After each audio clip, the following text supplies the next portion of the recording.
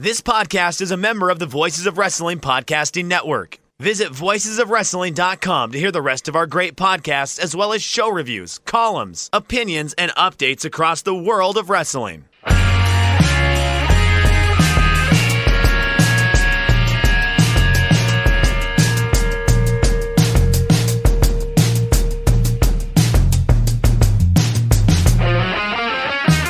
Shake Them Ropes, episode 369. Jeff Hawkins here.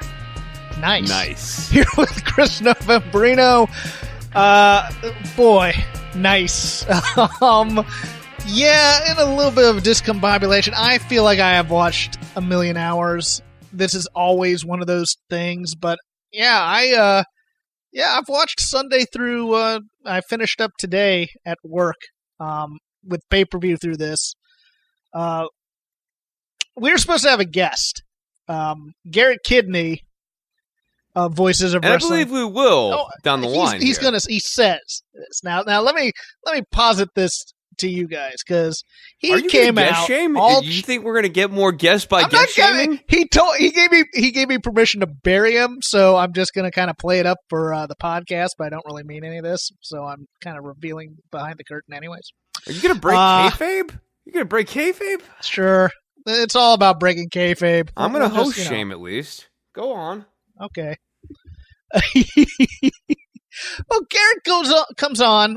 Garrett is the resident TNA expert on Voices of Wrestling, which makes him even more niche than some of the more niche-y podcasts on there. Got a job with TNA doing, I believe, social media at one point, and had left. But he goes, you know what? I see all this negativity around there. And I'm going to watch this week's WWE programming, and I'm going to try and find the good of it, and I'm going to write an article for Voices, and if anybody wants me to be on their podcast, I will. And then he started to get a little chesty. He's like, well, no one slipped in my DMs yet, or anything. I'm like, dude, you got a WWE-centric podcast on your network. Come on, shake them ropes. Everyone forgets about us. I get it. Well, I'll have Joe Lanza on one day, and then everybody will listen. It'll be great. Now I'm host shaming again, which is bad. No, but anywho, he writes me. He goes, Raw broke me, and I only watched 1 hour of NXT, and that was it. I was like, they broke my boy. Just like, yeah, I was hoping for the poly-positive coming on here to temper my more cynical notions of life, and it's just like, yeah, welcome to the layer cake, son. I didn't even ask. It was a rough watch. I mean, it was disappointing to see Baron Corbin win the King of the Ring, although it was predictable. And then I tapped out as well. I don't actually blame Garrett. The whole Maria Kanellis, King Ricochet. As someone who hosted the Lucha of the Hidden Temple podcast, Jeff, like there were so many different knives in my heart during that segment. I was just like, and then I was dead, and I had to turn it off. Also, it was just very loud that week. Yeah. Allow me a quick recap of Clash of Champions. It was about like what a Raw wrestling show would be. The best moment on there wasn't even wrestling. It was Bayley cheating to win like Toru Yano, taking her title and running off. That was fantastic. That was about it. That was a good part. Yeah, getting into just the main roster stuff. Yeah, SmackDown definitely the more interesting of the two shows. I don't know if it was the better of the two shows. But I said when I previewed Clash of Champions, when King of the Ring, the title match, was originally going to be on there. You know, this entire tournament has been weird. It's been a weird David and Goliath type tournament. You know, it had the elements of it was going to be the small guys doing a lot of work rate stuff, and maybe it'll be about a wrestler thing. But between this and between Sid Scala versus Chris Hero / Kasha Ono on NXT UK, I said this in my preview. I said, Vince McMahon hates the David and Goliath story because he doesn't find it believable that David would ever be able to win. He just doesn't. He's like, well, look at this guy. He's 7 foot, 8 foot, 12 foot, whatever. this guy's money. How could this kid beat him? And there's an anecdote in one of Chris Jericho's books. It was when Mickey Rourke was doing the crossover for The Wrestler, and he was originally going to do the match with Jericho. Well, in his entourage, backstage when they did the sketch where Jericho attacks Mickey Rourke, was Frank Shamrock. And Vince is there with, I think, Dean Malenko and Chris Jericho and a couple other of the road agents. And they look at them coming in, they go, and Vince goes, I bet you we could kick those guys' butts.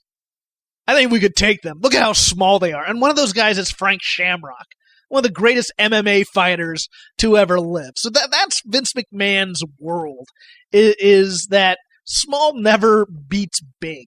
No matter what, no matter how charismatic. We saw what he did with the Rey Mysterio title run. We saw, poor Cedric Alexander this week, just killed dead. And you could say it's a burial, but the real burial is if you're not on TV. But this is second place, given him and Mike Kanellis. You can even look at the presentation of Seth Rollins versus Braun Strowman, which is closer to it, but there's not this deep enthusiasm about Seth Rollins beating Braun Strowman, and the monsters aren't being made to be built. Like, it's as though Vince hasn't really liked that story ever since Hulk Hogan and the Ultimate Warrior.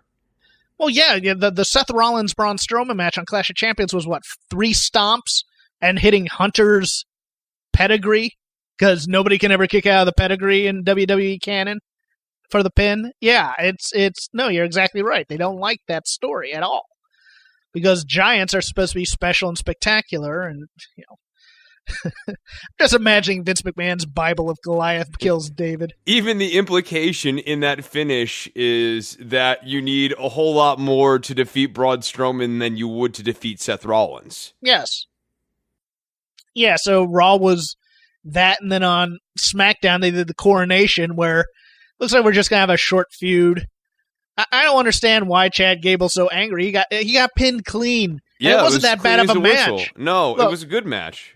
Look, Baron Corbin.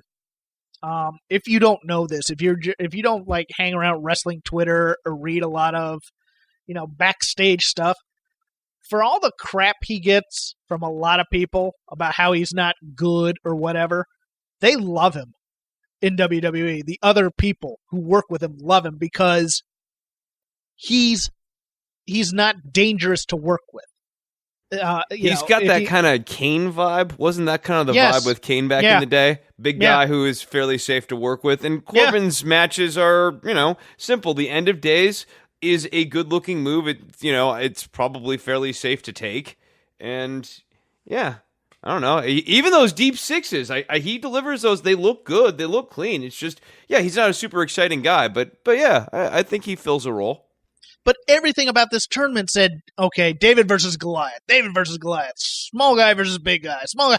You got to get emotionally invested in this guy. And then they just crush it. And you're just like, what was the point of that? I mean, they can't build baby faces to save their lives here. But, we go over that week after week, so it's no use harping on that.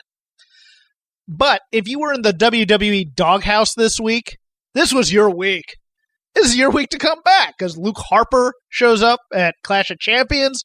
Rusev is on Raw, possibly being the father. I have my own thought on who they're... Chris, let me throw this out at you. Drake Maverick's the father of the baby. I'm not going to go there. No, I refuse to participate. Because he hasn't consummated his marriage yet, so he had an affair or something. I don't know. I don't know. I don't care. I don't care. I hope this story. Fine. Man, I hope that story goes away. Rusev's back. He's on Raw. Leo Rush coming back on NXT in a big way. Now the number 1 contender for the 205 Live title. That was interesting, and I don't really love Luke Harper because I feel like Luke Harper... Oh, that's blasphemy. No, I like Luke Harper as the wrestler. I thought the Luke Harper plot twist was a lazy way out of this story, and it made no sense, and it wasn't foreshadowed in the beginning. Oh, Chris, it's going to be much lazier. This is going to be Dusty and the Assassins, or Dusty and the Russians. which I watched on the Patreon, patreon.com/shakethemropes. It's going to be, Daniel Bryan is going to be leading Harper and Rowan. Eventually. It was all a ruse. I took those beatings because I'm physically tough. It's going to be one of those things. God. Yeah. Yeah, it's bad. They're reforming the Wyatts. Yeah, well, maybe. Something like that. Brock Lesnar made an appearance on SmackDown, challenging Kofi Kingston for the title on the season premiere on Fox. Brock Lesnar's getting this SmackDown World title. There's just no way around it. There's no way. Everybody, I've seen people who are like, man, it'll be such a great strong win and make Kofi into a... Come on. Go from A to B here. Fox is paying a lot of money for this. Brock Lesnar's a star. Brock Lesnar has had some exposure on Fox due to the UFC. They're not good at telling the David versus Goliath story. Just keep going back to that. And look at how they've been doing the Kofi Kingston story and how he hasn't really elevated up. Like, Kofi's actually the guy who needed to defeat Braun Strowman, in a way. Way more than Seth Rollins. I think he needed to beat Brock at SummerSlam. That should have been the title. And he also needs to beat Brock, too, but I just don't think they're going to do that. No, they're not. I don't think they're committed to Kofi Kingston at that level of stardom. And Brock Lesnar is a nice, safe, big guy that Vince can go back to. Big in both name value and also in stature. There are some rumored announcing changes that are going to happen at this draft as well. I believe they're going to be putting a lot into this SmackDown show, so I think Michael Cole and Corey Graves are going to be on SmackDown. The rumor right now, subject to change, is Vic Joseph and Dio, whatever his working last name is. I can't remember it right now. The guy from... Dio Madden? Dio Madden. Not Aiden? Oh, no, Dio's not ready. I like him, but he's not ready. Well, that Dio and Vic may be put on Raw. Probably with Byron. And they put Renee over on SmackDown. I don't know. Who knows? Well, they also kind of wrote out Tom Phillips a little bit because he got wiped out during that whole Wyatt. I call it the Wyatt thing. It's not the Wyatt thing. It's the Harper Rowan thing. So who knows? I agree with you. I think he's good. I don't think he's great yet. He's got a thing, though, but it's a thing that's perfectly situated for developmental and is definitely at that developing status right now and not a ready-to-go And he's status. low profile on 205, but I think 205 is getting folded into this NXT show. But speaking of which, NXT did over 1,100,000 viewers on its first night on Wednesday on the USA Network before porting over to the WWE Network. I think that's a hell of a number for them. It's great. I think they were not averaging, but I think they were a little bit over 200,000 views a week on the network. If that's right, and it might not be, somebody may say, no, you're stupid. You didn't read the real numbers. No, I didn't. I just was remembering what I had seen. If that's true, they did 5 times their normal audience on the first night. And that's a good thing. The bad thing to me is I don't think it differentiates itself from any other WWE product to the point where it's gonna to the point where it's gonna pick up lapsed fans or people who aren't into the product. I still think that lane is open for AEW if AEW decides to do, because right now AEW is in the midst of an identity crisis in many ways because it wants to be all things to all people. I think the lane they should go with is the talk smack and fake fight lane, but they also want to indulge in this wrestling's magic and it can be fun type vibe that, as you can tell, I don't. I feel like you're not a fan of that style of wrestling. No, I'm not either. I like unrepentant stupidity. Don't get me wrong. I just don't need the socio-political stuff necessarily in terms of it as branding. I don't mind it as an angle, as branding, as a company edict, or this is what we're going for in wrestling. No, I just want you to be a good wrestling show. That's all I want. But we'll see. I think there's still enough there for AEW to be able to differentiate itself, but judging from their production, it comes off like any other normal wrestling show, so I don't know. I feel like AEW and NXT so far have very much the same vibe, and was definitely the vibe I was getting off of the NXT on USA. I dug this show. Like, it was a little... No, I like it. I like it as well, and I actually think it's a little bit more different than WWE Raw and SmackDown, but I also tapped out on Raw and SmackDown earlier this year, so I've long held that the brands are they're sufficiently different that, like, I can make my way through all of the NXT and 205 Live that WWE makes, but have a hard time slogging through 3 hours of Raw, even though it's only like about 2 hours when it's all edited down. Yeah, I liked the video packages. I thought those were a big positive. I liked the kind of... The intro matches were well done. I thought this was formatted very well for a first It was very show no-nonsense. on TV. It was very, okay, we're just going to get to the ring and we're going to show you who these people are. I was kind of inside I was kind of hoping on the first show it'd be kind of an introductory show where, okay, here are the people you should know. Here's their personalities. Here's why you should like them, so that you get, the casuals involved in it a little bit. Not necessarily, like how WWE does it, but how a old school promotion would do it maybe a bit. But I thought this was fine. I thought this was good. I liked the usage of the words pro wrestling on a pro wrestling show again. That was nice. Beth Phoenix is still Brick from Anchorman. She's just yelling random she's really, things. really bad. Yeah. I want to give her like those lines from Anchorman, loud noises, and just have her scream those in the middle. But this 4-way to open, man, I thought this kind of threw the gauntlet a little bit at AEW.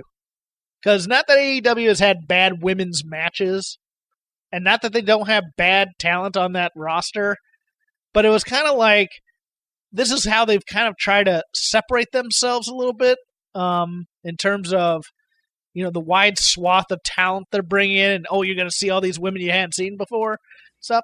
And this is a sharpened division when you think about Shayna at the top of it and Candice, Mia, Io, and Bianca. I thought Bianca had a great... That's a pretty deep... I thought Bianca had a division. Great match. I thought Bianca was fantastic in this. If anybody became a star for the first time on first glance, it was Bianca Belair. I thought this got everyone over character-wise very well. Maybe not Mia Yim. Maybe not Mia Yim necessarily. Mia didn't do a lot. Maybe not Mia Yim. Yeah, that's true. I guess she was kind of the also there. I think Io Shirai did enough to be a star to a casual crowd.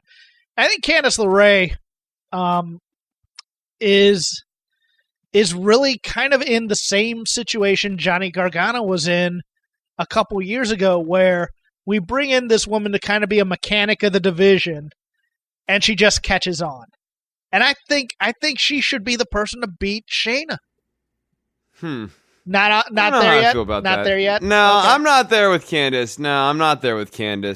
I like Candice, and I kind of get the idea of Candice as the face of the division, but I see her more as kind of she's been serving very well as that gatekeeper baby face, and after you get the belt off of Shayna, you need a lead babyface in this division, though. We haven't had one in a while because they've all been such... I mean, the reason they had to tough... Bianca, I think, is a better choice. She's not a babyface, or Mia. She's not a babyface yet.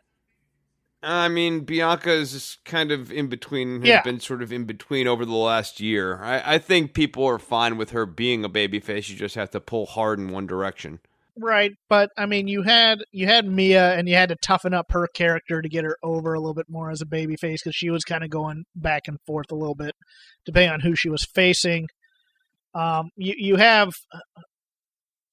Team Kick. Who am I? Dakota Kai. Now, Dakota Kai is the person who, logically, if you were following a story, should be the one to beat Shayna Baszler, because of the way Shayna took her out.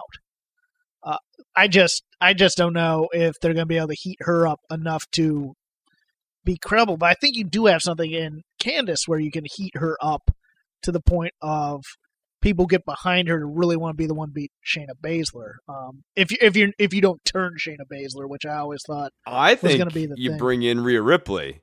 I think you bring in Rhea Ripley and you have Rhea Ripley beat Shayna Baszler. I think that's a much more interesting twist. Yeah, we'll talk about that when we get to NXT UK, because that's interesting, because it looks like they have turned her, even though they didn't mean to necessarily. Yeah, so I mean, this was a fun match. They gave the ladies a lot of time. I thought nothing was sloppy. It might have been rehearsed, but it was well rehearsed. So I'll take that. I think they did They had a really important job. Yeah. This is the first show on network TV. They went out there and nailed it, dude. Yeah. I mean, it is not a pay-per-view level match, but it was pretty well executed. I'm yammering too much. Chris, take us through the show. Hey, it's your boy Jeff. Guess who forgot to do the live read during the show? Your boy Jeff. So, I'm here to thank our sponsors at mybookie.ag. It's football season, kids. I love football. Anybody who's listened know I played it for a long time. Still watch it. Kind of have an NFL team, although Cincinnati's not a great team. But you know what will make any game interesting? Live in-game betting. Plenty of prop bets, plenty of if you just want to bet the money line, that's fine too. Over-unders, what have you. And the best place to go is mybookie.ag. They will double your deposit up to $1,000 for your first one if you use the term ROPES, ROPES, when you sign up. MyBookie has better bonuses and more prop bets than any other sportsbook, period. That includes any major professional wrestling event you can bet on, pretty much. They don't have as many prop bets for that, but they do have professional wrestling you can bet on, any sport, almost any event you can think of. Celebrities, you can bet on celebrity deaths. If you have a death pool, put some money behind that. That's always cool. Look, that's why MyBookie is always the right play. You bet, you win, they pay. MyBookie has live in-game betting on every NFL game. They've got the most rewarding player perks in the business, and for you fantasy guys out there, you can even bet the over-under on how many fantasy points a player will score each game. I like doing parlays. I like doing 3 or 4 games. If I win them all, I win a pretty nice chunk of change. I'll only bet a little bit, though. Never bet more than you should. Never bet as a business. You bet for fun only. Boy Hawkins. Anyways, up to $1,000 first deposit bonus. Double your first deposit. Use the promo code ROPES, ROPES, to activate the offer. Visit MyBookie online today. That's MYBOOKIE.AG. Don't forget to use the promo code ROPES when creating your account to claim the bonus. Bet, win, get paid. And now, back to my ramblings on NXT. Okay, all right. Cameron Grimes has an all-time classic with Sean Maluta. Break it down, Jeff. As Bruce Mitchell so aptly put it, it's the Magnum TA match. Bell rings, hits finisher, over like Rover if he continues to do it this way. It sounded like Cameron had different music. Yeah, he does have different music. I don't like this music as much. I don't either. I liked the genuine Southern thing, but he has a hat now. He's had the hat for a couple of weeks. He's not Carney anymore. They gave that up. Good call. It seems like he's a babyface now. I guess he is. Yeah, he's kind of. I'm trying to think of what he's got. Heelish mannerisms, but it's really a babyface. They're trying to play up. They're trying to play up kind of the, the Southern. What do they call him? A technical beast or something like that. They're really trying to get over like he's just this country bumpkin who now wrestles, which isn't a bad lane to do. I also like Sean Maluta a lot. I was excited to see this match go on, and then when it was a squash, I was a little disappointed. He did get to come out for the brawl at the end, but Maluta, who was a favorite of mine during the Cruiserweight Classic, he's been doing some pretty good work in Evolve. So I was kind of happy that because Gabe was at the show, I was kind of happy that a couple of Evolve guys got on here, him and Huas later. But just a simple squash. Get over that big move. He didn't quite hit it as cleanly as he wanted to, but he's getting this stomp over, and I think it'll be good because he can pull it out of anywhere and then finish. Yeah, it does have that out of nowhere feel, and I mean it's it requires a lot of core strength because you got to kind of get vertical and then extend out that leg. To it's really always impressive when you see it live. It's impressive. Yeah, when he does it, it's really good. So then we had Roderick Strong defeating the Velveteen Dream to win the North American Championship. So in a way, you were right. They ended up getting the belts on this first show. I think one of us thought that they would have the belts going into this show. I thought they would. I thought they were going to have them at the last takeover. I thought they were going to do that, make the entire run. But when they announced this match, I go, they've changed their mind. They're going to do it so that they have it for the season premiere now that they're going to be on a big network. I think they were originally not going to have it, and it was going to lead to a split. And then once they got this deal for USA, they decided, okay, let's scratch that. Let's make these guys the central team of it. I wish they had explained who the Undisputed Era were a little bit more for people who didn't know. It just seemed like matter of fact, like they assumed. Yeah, like a premise. They're here's the Undisputed Era. You know them. They're the bad guys. They're in the black t-shirts. Yeah, it was very odd. It's kind of a problem I had with NXT UK where it's like, oh, you know who all these guys are because you guys live in England. Okay, but what if we're watching in the States? Well, you know. Well, and then it's just that issue of establishing the kayfabe for the universe that all of these characters kind of weave their way through. I have a problem with that. But I thought this match was good. I mean, it wasn't... Dream still doesn't... He doesn't quite do it for me. He's getting better, but there's still something... He's not a good baby face. I like him a lot more as a heel. Yeah, I do too. Because of his size. He's a much better heel. He didn't do as much cosplay this time. That was an interesting choice, I thought. Even down to his entrance was more of the original Velveteen Dream type of Jimi Hendrix / Prince type entrance versus taking some sort of cue from a wrestler from the 80s. He didn't have a lot of that in his repertoire or his mannerisms. So I think this was kind of a reintroduction of Velveteen Dream. Yeah, and they were doing that a little bit throughout the show here. Next we had Pete Dunne defeating Arturo Ruas. I really like Arturo Ruas, and we've talked about him before on the show. I thought this was another really good showing for him, and I liked how Ruas started favoring that hand and did a good job and remembered to sell the hand.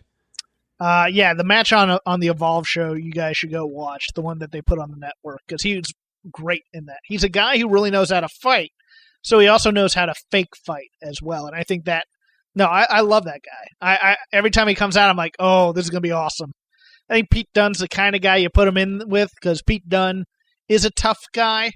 He's not as tough a guy as Ruas, but when he beats a guy like Ruas, it makes him seem tougher. So I think that's cool. I don't love the Toru Yano shrug your shoulders at the end taunt. I think he needs something else. For breaking a guy's fingers is like, whoop, oh well. Yeah, it's very heelish. It's a little too blasé. Like, I feel like I don't know what the right thing is, but that's the wrong message. Well, as you know, Toru Yano, the greatest professional wrestler of our day, is worth stealing from. So I agree with you. I don't want it on a guy like him, but now I just Adam Cole. Now I just want Bailey to go full Toru Yano, to be honest. Yeah, Bailey, that's really what you're trying to pull for here. Oh, so speaking of reintroductions, Xia Li. Clearly they have plans for her and they want to get her over. She's great. She has a thing. I've been saying it. She's good. And this was one of those ones where she wasn't dancing and doing the kick. She just had to beat somebody up. That was the cool thing to me, is it looked like they finally got her. I was fascinated by this match because I thought when she was coming out and when they brought out Aaliyah and Vanessa Bourne, I thought for sure the hires were going over because it looked like they had been getting a push for the last few weeks. And then all of a sudden they're going to beat Aaliyah, which is fine. Aaliyah is generally she's the Glass Joe of the women's division. If you've ever played Punch-Out, the first fighter, that's always going to be Aaliyah. Oh, I know a thing or two about Punch-Out. Oh, absolutely. Do you?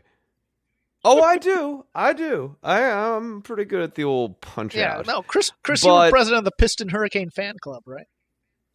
Yeah, dude, Piston Hurricane. Yeah. Piston Hurricane, you went Super Nintendo. I like that. Super Nintendo Piston Hurricane. I was going with the arcade actually version. So there you go. Oh no! Oh yeah, he is on the arcade version. Yeah. It's really weird because they have him on the arcade version. He shows up on the Super Nintendo version, but on the NES version, you're up against Piston Honda. Yeah. You get the double fight. Yeah. And didn't they have Piston Honda and Piston Hurricane on one of these games? No. Okay. Anyways, no. Okay.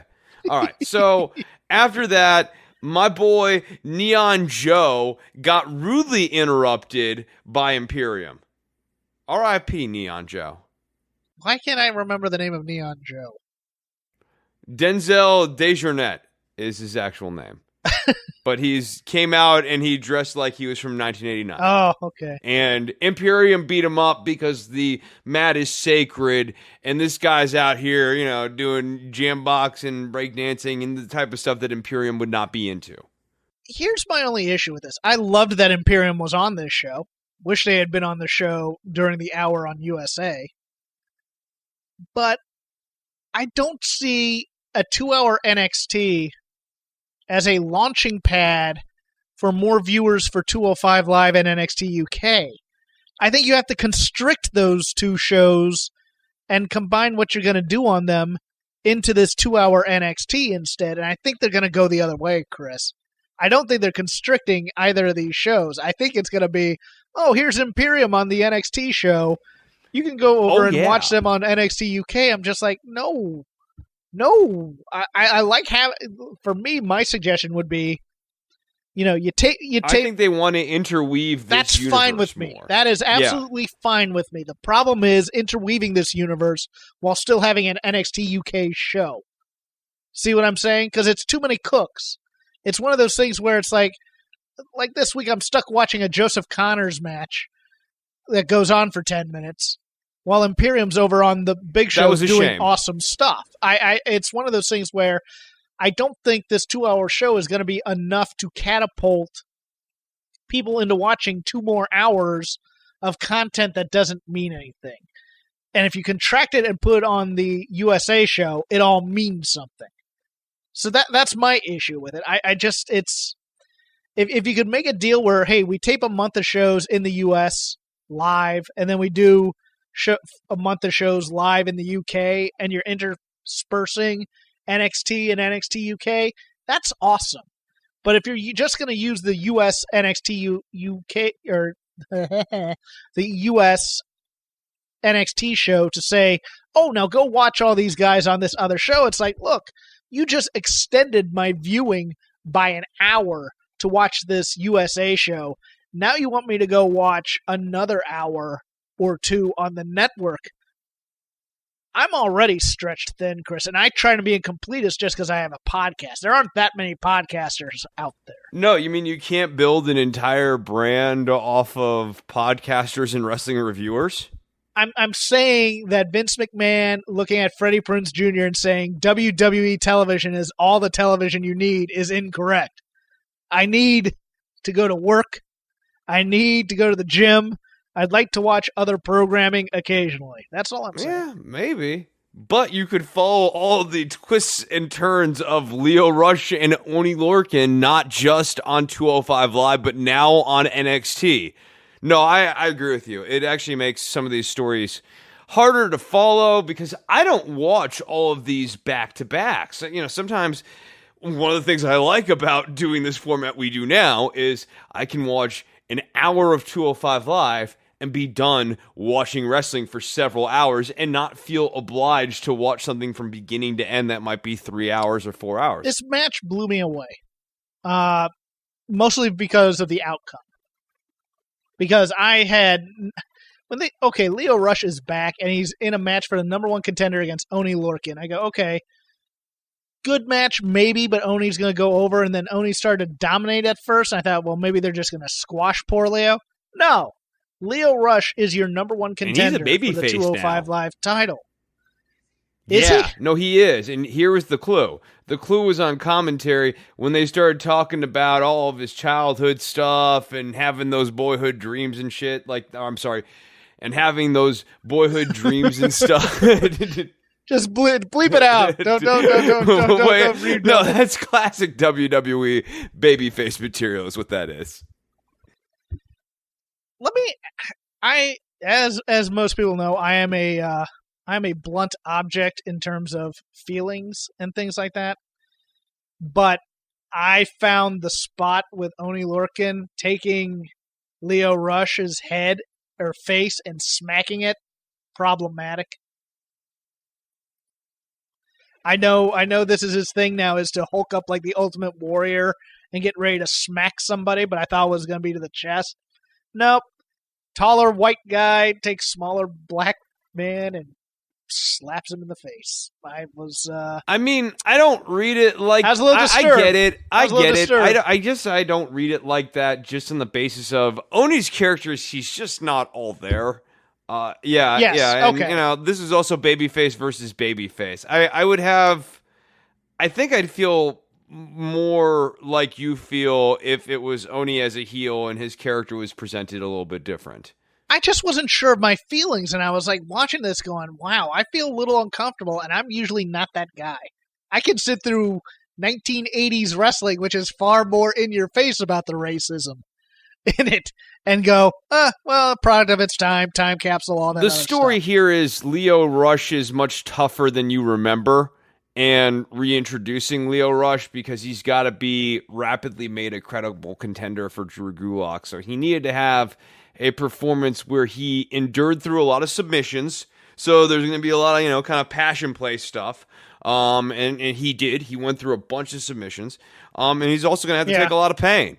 Which are kind of the foreshadows of the Gulak match. And then the most important part of this match, too, in terms of long-term story arc, is he's got to have that knee injury. So he needed to have a grueling match. So I feel you, but especially when you think about the story here, I don't have a problem at all with the story. The story makes sense, and it's a classic wrestling trope. Are we going to do another David and Goliath? Is this going to be Cedric Alexander? Oh, my knees hurt, but I had a great match in defeat type of thing? Because that's the exact story they just ran on Raw. Yeah, but I'm fine with that in the case of reintroducing Lio Rush to kind of start a story. I was not okay with it the way they've used Cedric Alexander, because Cedric Alexander at one point was like the cornerstone of 205 Live. Remember when we rattled off all of those different champions who were struggling to come up with like a good babyface champion? The only one they've really had was Cedric. Yeah, and they didn't do much with it. Yeah, right. And they still haven't. I love Leo's bounce off the bottom rope stunner. I think that thing is fantastic looking. Commentary did a really good job getting over Lio Rush as exciting and dynamic to watch, which is things we've talked about. Commentary notes we've wanted to see hit by commentary. I wonder if people took to the babyface thing, because it's one of those weird things where Lio Rush is just naturally hateable. Unfortunately, he kind of has an edge to him. Oh, also, he had his problems, backstage. But he's overcome them. That narrative. Yeah. They were hitting that. Well, to me, they were getting close to turning him babyface on 205 Live. Because he was so cocky, with the white suit and stuff, but his moveset is so babyface that people were starting to cheer him, so it's a natural turn. Now I'm waiting to see if audiences pick up on it and they go after the babyface Lio Rush type thing. And if Lio plays to the crowd, because you have to do the obvious clapping and stuff like that before big moves and stuff like that. I'm going to be very interested in this. I'm going to see if people pick up as quickly as we did. We'll see what happens. We will see what happens. Let's move on to this finish. This was a good match, though, man. This match got a lot of time. I love that it was kind of that fake out. You thought there was still the main event of Matt Riddle versus Killian Dane, which, even as an educated wrestling watcher, you were thinking was going to get a decent amount of time going into this pre-main event, but they snuck it up on you, and the actual main event was Lio Rush versus Oni Lorcan. And then the show ended with my favorite way to go off the air on a wrestling show, which is everyone's fighting, because that's what wrestling's about. I loved this fighting, and I loved the beatdown of, I think it was Seth Rollins on Raw with Bobby Roode, Dolph Ziggler, and the OC. because there weren't moves being performed. It wasn't one of those beatdowns where everybody does their finisher on a guy 800 times or whatever. It was just punching and kicking. And that's what I really loved about this NXT fight. It wasn't guys trying to be wrestlers or anything. It was guys fighting each other. And that's what made it kind of cool. I liked the almost Richard Linklater-esque notion of the street fight that goes throughout the entire set. And as they're going through it, they're picking up people along the way who kind of join in the fight. Like, I loved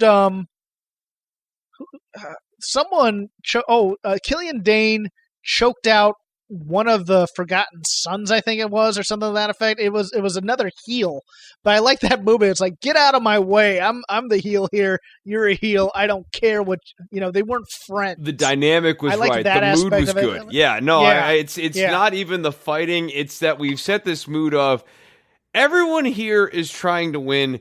Everyone here kind of hates each other. Walter. Yeah, Walter was fun. It was when Walter got involved. I was like, all right, now this is badass. I love this. Yeah, I like the Imperium Undisputed Era thing that's kind of dangling in the air here. Yes, Imperium is here, but the Undisputed Era claim that this is their roost. And how long can that really last before these two kind of face off? Adam Cole versus Walter is interesting. I would have died for a shot of the Undisputed Era just kind of watching in the wings.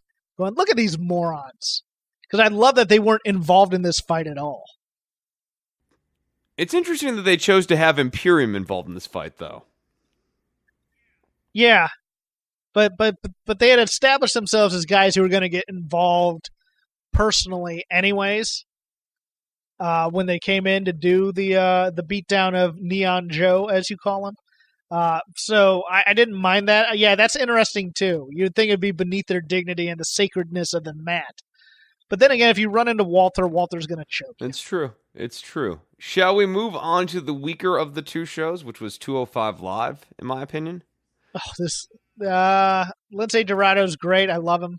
Other than that, this show was kind of meh. Yeah. Brian Kendrick turning heel on Tozawa was so weird, energy-wise. I thought Tozawa was going to throw I want you to the get kendo stick out of the ring and go, no, Brian, you don't need a weapon. Let me show you how to murder someone with your feet. And then just kick the living out of Jack Gallagher and just murder him with his kicks and establish Tozawa as this heel. Yeah, I thought Tozawa was going heel again. I did. I was with you on that. And then I guess, you know what? I'm betting they thought, no, it's too much like the Bailey story. You think they really think like that? Because especially with 205 Live, sometimes the writing, it can feel very lucid, and there have been points where we have really applauded that, but we also can kind of draw direct one-to-one correlations as to why there's sudden lucidity. No, I'm not certain of that at all, but it's one of those things where when Kendrick's cutting that promo and Tozawa gets that weird look when he mentions his Kushida, I was like, they're not turning him heel. It was like one of those things where I thought the whole time, like you, he was going to go along for the ride with Kendrick. And I didn't like it either. I mean, we've seen heel Brian Kendrick over and over and over again. We've seen him as basically gatekeeper heel to other people until, other heels turn on him, and then that makes him babyface. It's not a story. And he's already been aligned with Drew Gulak before. The whole story last time he was aligned with Drew Gulak was that. My God, if he goes, That's where it back feels to like Drew Gulak, right? Holy crap! It's like, this last whole 3 years of 205 Live was just a dream. There was never a PowerPoint presentation about how we're going to kick my ass. Yeah. Somebody wakes up, goes to the bathroom, Enzo's coming out of the shower. It was all a dream. And I'm back to, oh my God. Tony Nese, Brian Kendrick teamed with Drew Gulak again. No, I can't live through that, Chris. I don't want it. So I was really hoping that Tozawa and Kendrick were going to turn heel and be like the gatekeeper heel faction. And that's fine, especially if they're doing kind of rough and tumble change of pace matches on this card. The show definitely needs that. I was very confused. And just the dynamic between Tozawa and Gallagher, they weren't really helping each other out either. Just what a weird no man's land to put Tozawa. And then we got to Tony Nese versus Oni Lorcan, which was okay. Yeah, it was fine. Going back, nobody's bought into Jack Gallagher as a. You remember how Change popular Jack Gallagher was? That music is a heel's music. Go back to Carmen. Go back to the Bizet. Yeah. When he was doing that ridiculous umbrella shtick week after week, he was over to the point where he was on the main roster Royal Rumble doing that. If you're gonna make him a babyface, you gotta give him the upbeat music again. I agree with you 100%. No, it makes a huge difference. So he comes out, and it sounds like William Regal, but they haven't really given him that imprimatur or that kind of Regal stamp of approval. And Regal, as a babyface manager, managing Jack Gallagher would actually, give him a nice fresh coat of paint. Well, he has a technical killer gimmick. He has basically he's basically being propped up as a semi-babyface British Drew Gulak. And he's not coming off as that because he's still doing the whimsical, the headstand on the corner with the bicycle kicking and stuff like that. That's old Jack Gallagher. That's trickster Jack Gallagher.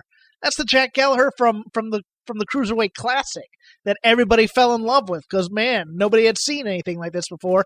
And he has such an interesting look as this dapper gentleman with the handlebar mustache and stuff like that. Go back to that full bore as opposed to this half measure where he's coming out like with his ominous music and then doing and he feels a little haughty too. The robe and the towel and stuff is not fun. It feels stuffy. Yes, I agree. I mean, everything about this is not connecting. And the different parts are not connected, which is why it is not connecting. No, I agree with you. And Tony Nese rolling up Oni Lorcan and using the tights. Okay, whatever. Jeez. This is a main roster ending. Oh, what are you doing over there? Are you distracting me? Well, I'll just stand here and let myself get rolled. I don't understand why Drew Gulak is doing any of this. It's just, I think this whole Drew getting heavies around him, it doesn't actually elevate Drew. It weakens him. Yeah, I mean, he's like, I've made this a better 205 Live on my own, me being kind of this. By being on my own. Philly stretch. He's a stretcher gimmick doing these types of things, and now he's out there playing kind of fraidy cat. And you're like, why is he afraid? He's beaten everybody in this division. Yeah, and beat them with relatively clean and strong wins, too. So, yeah, it doesn't actually follow that he would feel like, wow, I've been getting these good wins. I should get some heavies around me so I could start cheating and make my life a little easier. It doesn't feel right. You know what I need? Man, I've built this criminal empire. The only thing I'm missing right now is incompetent goons to ruin it all for me. Now, let's pivot over to NXT UK, which I really enjoyed this week. I thought that they pulled off the rounds match as good as can be expected, like even better than expected. But before that, we have to start off with Travis Banks versus Tyson T-Bone. Yeah, there's a lot of grunting. I like Tyson T-Bone a little bit more than most. I think it's one of those weird things where his ring attire does not match his style at all. Because he's coming in as this brawler, and he's really more of a heel technical wrestler with a little bit of power to him. And Travis Banks just continues to grunt a bit and come from behind. I don't feel like the roll-ups... You probably liked this more than I did. I don't think the roll-ups really help Travis Banks, so I was kind of like, why am I watching this? Why is Travis Banks not an undersized killer? Why is he not killing guys? He has a great by beating look. Them down. Minus the grunts. When he comes out, that look that he's got, the way he swaggers to the ring and stuff, I love it. It's awesome. And he should be getting over as an assassin, as, let's say, a buzzsaw. Perhaps a Kiwi buzzsaw? Yes, that's what made me fall in love with him in Progress was, and it was a weird dichotomy because he's with this. The South Pacific Power Trip was him and TK Cooper and Dahlia Black. And Dahlia Black and TK Cooper were dating at the time. And they're basically playing the young couple in love who couldn't keep their hands off one another, while Travis Banks was the deadly serious wrestler type who was way too intense to be in a tag team with this goofball. And his intensity is awesome. It's absolutely great. And they should be playing off of that intensity as his character, and instead he's wrestling for a roll-up. What?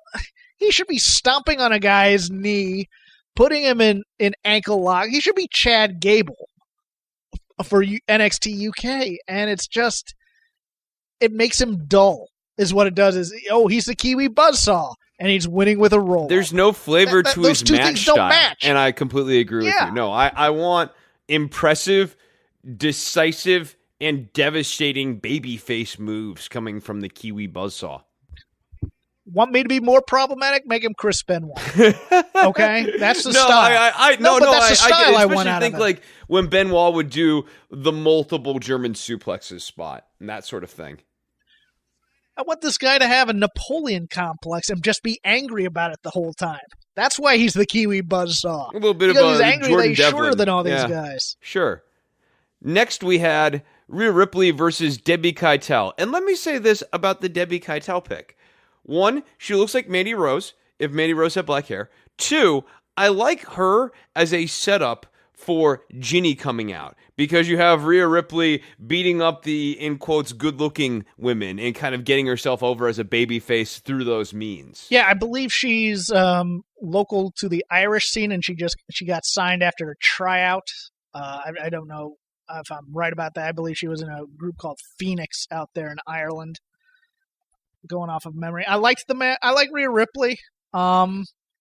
It's just weird because it seems to me that she's obviously.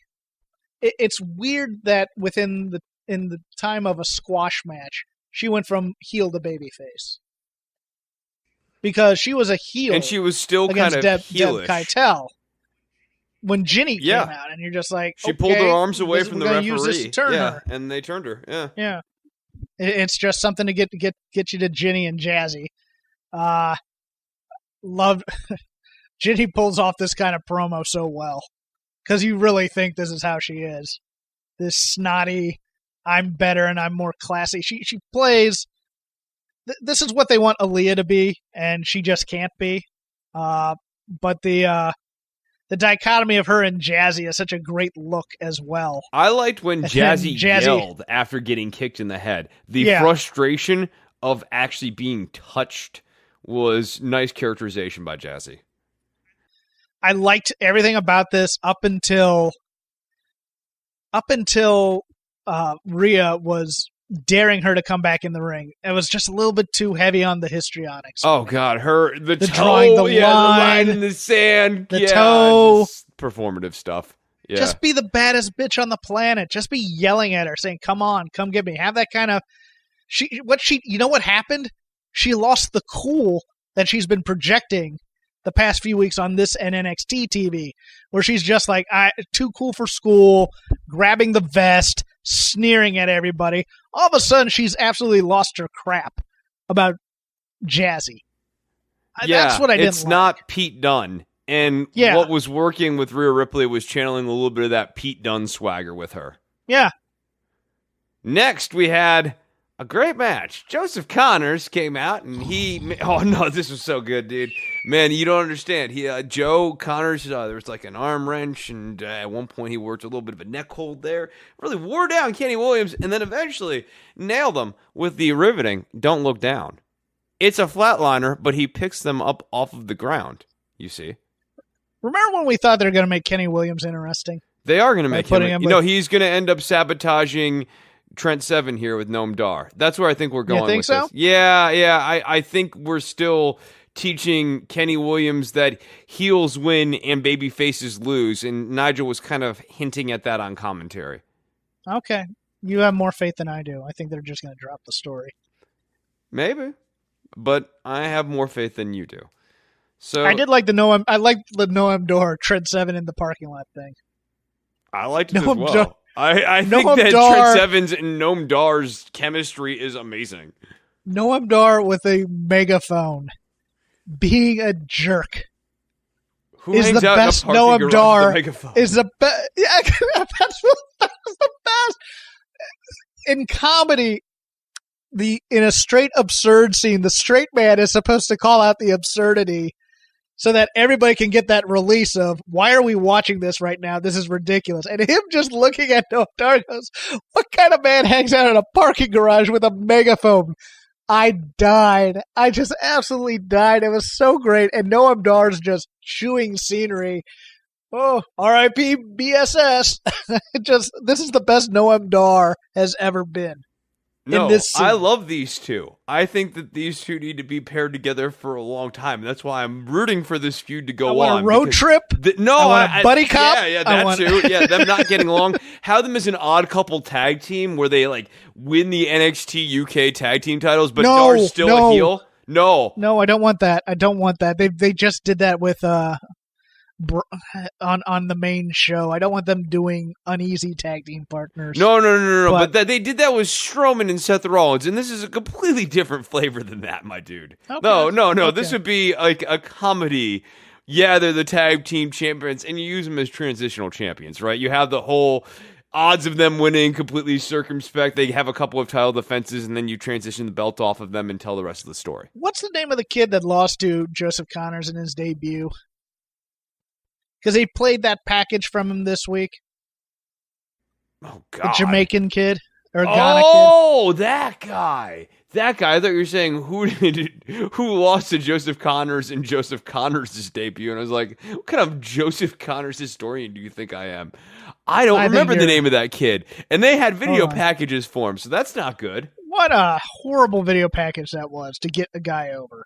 Just on the basis of, didn't do well last week, but I'll be back next week. Oh, great. So why? So I can watch you lose again? You know, I didn't get that at all. They don't have him on the Wikipedia, it doesn't look like. Okay. So now I can't remember. Now I look stupid. And then we get to our main event here, which is... Oh, wait, there was one more more promo that was pretty good. They cut back to Radsey, who is supposed to talk to Tony Storm, who is not there.